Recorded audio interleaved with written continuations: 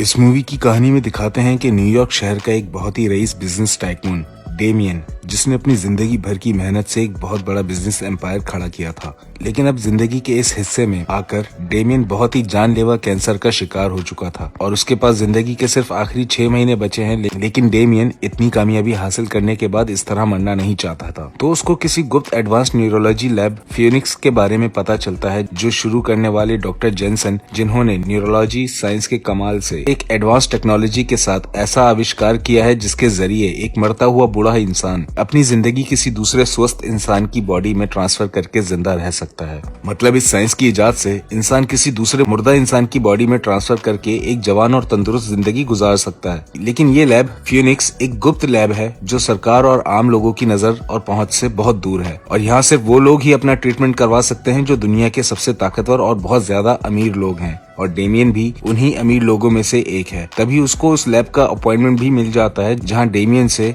एल्ब्रेट आकर मिलता है, जो इस लैब का इंचार्ज है। और एल्ब्रेट वहां डेमियन को कुछ अलग अलग बॉडीज दिखाता है जिसके अंदर वो अपनी जिंदगी जिएगा। और उन बॉडीज के बारे में ये बताया जाता है कि ये लैब में बनाई गई बॉडीज हैं जो एक तरह से जिंदा लाश हैं, क्योंकि इनके अंदर सिर्फ कुछ मखसूस सेल्स जिंदा हैं और हमारी टेक्नोलॉजी से आपके दिमाग की पूरी यादाश्त और आपकी जिंदगी दूसरी बॉडी के अंदर ट्रांसफर की जा सकती है। और प्रोसेस करने से पहले एल्ब्रेट डेमियन से कहता है कि इस काम के लिए आपको अपने सब लोगों से दूर होना होगा और आपको किसी ऐसी जगह मरने का नाटक करना होगा जहां काफी सारे लोग आपको देख सकते हों। तो फिर दिखाते हैं कि डेमियन अपने एक दोस्त के साथ किसी रेस्टोरेंट में खाना खा रहा होता है, जहां वो अपनी तबीयत खराब करने का नाटक करता है। तो फौरन उसकी मदद के लिए वहां एम्बुलेंस आ जाती है, जो असल में फियोनिक्स लैब के ही लोग होते हैं, जो डेमियन को वहां से ले जाते हैं और खामोशी से उसी खुफिया लैब पहुंचा देते हैं जहाँ पे एल्ब्रेट डेमियन के ट्रीटमेंट की तैयारी कर रहा है। और डेमियन को दूसरी बॉडी के साथ एक एडवांस मशीन के अंदर लेटा दिया जाता है और उस मशीन के कमाल से वो ट्रीटमेंट पूरा होने के बाद डेमियन होश में आता है। तो तब वो खुद को उस दूसरी बॉडी के अंदर देखता है।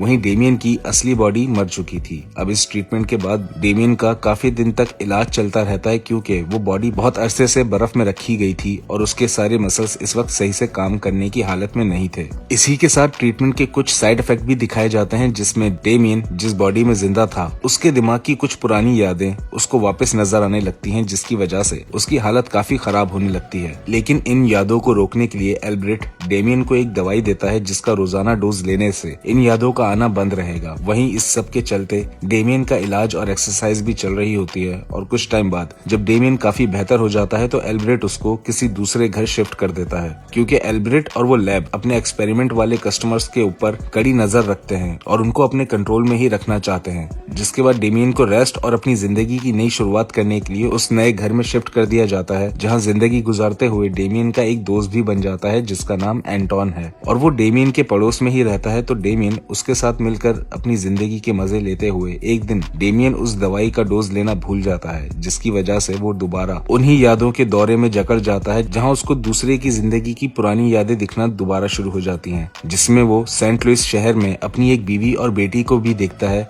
लेकिन थोड़ी ही देर में डेमियन को होश आ जाता है और वो फौरन अपनी दवाई खा लेता है। और फिर जब डेमियन एल्ब्रेट को अपनी इस हालत का बताता है तो वो डेमियन को थोड़ा घूमने जाने का बोलता है ताकि उसका दिमाग फ्रेश हो सके। उसी के साथ उसकी दवाई का डोज भी बढ़ा देता है। लेकिन यहाँ डेमियन घूमने जाने के बजाय सेंट लुइस शहर के लिए निकल जाता है, जो उसको अपनी यादों में दिखा था। जहाँ पहुँचने के बाद वहीं उसको एक घर भी नजर आता है जो उसको देखा देखा सा लग रहा था। तो वो उस घर के अंदर चला जाता है और थोड़ी छानबीन करने पे डेमियन को उस दूसरे इंसान की गुजरी हुई जिंदगी मिलती है, जिसकी बॉडी में अभी वो खुद जिंदा है। और उस आदमी का नाम मार्क था, जो पहले एक यूएस आर्मी सोल्जर था। तो डेमियन अभी सब हालात से गुजर ही रहा था, तभी पीछे से मार्क की बीवी मेडेलिन आकर डेमियन को चोर समझकर उस पे गन तान देती है और उसको यहाँ से जाने का बोलती है। लेकिन जब उसको पता चलता है कि ये उसका हस्बैंड मार्क है जो मर चुका था, तो वो बहुत परेशान हो जाती है। लेकिन इतने में वहाँ फियोनिक्स लैब के भेजे गए कुछ लोग डेमियन को ढूंढते हुए आ जाते हैं और उनको लीड करने वाला आदमी एंटोन है, जो डेमियन का दोस्त बना था और उसके पड़ोस में रहकर उस पर नजर रखा हुआ था। तो एंटोन आकर वहाँ उससे बात करता है, लेकिन डेमियन उस लैब पे और एल्ब्रेट पे बहुत गुस्सा हो रहा होता है, क्योंकि डेमियन को बताया गया था कि ये बॉडी लैब में बनाई गई गई है, लेकिन ये बॉडी असल में एक उस इंसान की है जिसकी फैमिली मुझे मार्क बुला रही है। इस सब के गुस्से में डेमियन अपनी दवाई का डोज खाने बाथरूम जाता है, लेकिन वहाँ एक हथियारबंद आदमी को मारकर उसकी गन उठा लेता है। तो शोर की आवाज सुनकर एंटोन फिर से डेमियन से बात करने आ जाता है, लेकिन इस बार डेमियन उसकी कोई बात नहीं सुनता और दोनों की लड़ाई शुरू हो जाती है। और उसी लड़ाई में डेमियन एंटोन को घर से बाहर ढकेल देता है और वापस अंदर जाकर मैडेलिन को उठाकर वहाँ से निकलने की कोशिश करता है। वहीं दूसरी तरफ एंटोन उस पूरे घर को आग लगवा देता है ताकि डेमियन के साथ साथ मैडेलिन भी मारी जाए। लेकिन डेमियन मैडेलिन को लेकर बेसमेंट के रास्ते से निकलते हुए बाहर मौजूद फ्यूनिक्स लैब के आदमियों को मारता हुआ वहाँ से निकल जाता है। और वहाँ से जाने के बाद दोनों जाकर मैडेलिन की बेटी एना को स्कूल से पिक करते हैं, जिसके बाद डेमियन दोनों को लेकर कुछ देर छुपने के लिए एक रूम में रुक जाता है और फ्यूनिक्स लैब के साथ एल्ब्रेट के बारे में रिसर्च करने बैठता है, जहाँ उसको पता चलता है कि डॉक्टर जेनसन जिन्होंने इस टेक्नोलॉजी का इजाद किया था वो एक प्रेस कॉन्फ्रेंस में मारे गए थे। लेकिन असल में डॉक्टर जेनसन भी खुद पे बॉडी ट्रांसफर एक्सपेरिमेंट करके खुद को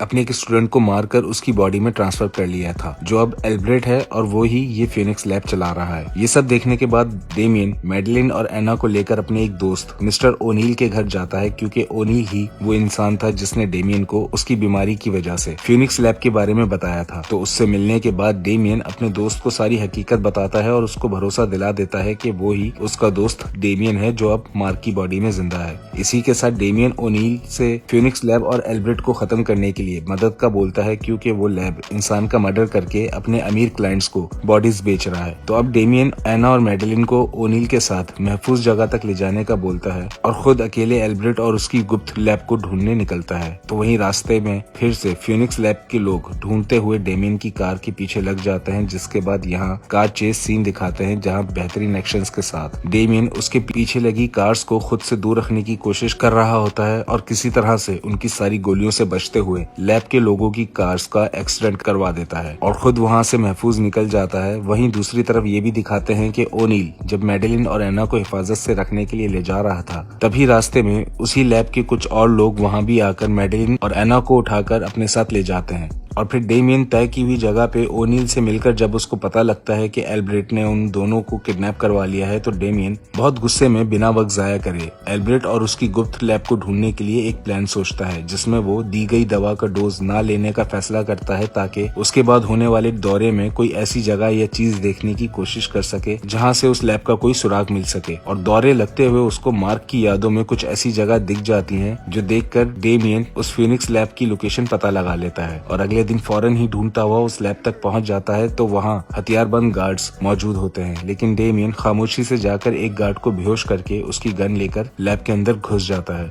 जिसके बाद लैब के अंदर वो मैडेलिन और एना को ढूंढता हुआ उसी कमरे में पहुंच जाता है जहाँ एल्ब्रेट बॉडी ट्रांसफर का काम करता है। तभी वहाँ एल्ब्रेट भी डेमियन को पकड़ लेता है, क्योंकि अब दोबारा से डेमियन के ऊपर बॉडी ट्रांसफर के एक्सपेरिमेंट करके उसकी बॉडी में अपने खास आदमी को ट्रांसफर करने का बोलता है। तो ये सुन के डेमियन किसी तरह से बंदूक में से एक गोली निकालकर अपने मुंह में बंद कर लेता है, क्योंकि वो ये बात जानता था कि इस एडवांस टेक्नोलॉजी वाली मशीन में किसी भी किस्म का धातु अगर हुआ तो वो एक्सपेरिमेंट पूरा नहीं हो पाता, क्योंकि मशीन के मैग्नेटिक फील्ड्स उस धातु पे असर करेगी, ना कि इंसानी बॉडी पे। और बॉडी ट्रांसफर के एक्सपेरिमेंट पूरा होने के बाद जब डेमियन को होश आता है, तो वो एल्ब्रेट का खास आदमी एंटोन बनने का नाटक करता है और अपने साथ के लोगों से बंदूक लेकर बहाने से मैडेलिन और एना तक चला जाता है और वहाँ जाते ही अपने साथ आए दोनों आदमियों को गोली मार देता है। वहीं दूसरी तरफ एल्ब्रेट को भी वो गोली मशीन में चिपकी हुई नजर आ जाती है, जो देखकर वो समझ जाता है कि डेमियन अभी उसी बॉडी में जिंदा है। और अब डेमियन एना और मैडेलिन को लेकर उस कमरे से निकलता है और लैब में मौजूद सारे गार्ड्स को मारता हुआ वापस एल्ब्रेट को खत्म करने उसी एक्सपेरिमेंट रूम में पहुंच जाता है और वहां मौजूद एक फ्लेम थ्रोवर गन से एल्ब्रेट को जिंदा जलाकर मार डालता है। और यहाँ इस मूवी की कहानी खत्म होती है।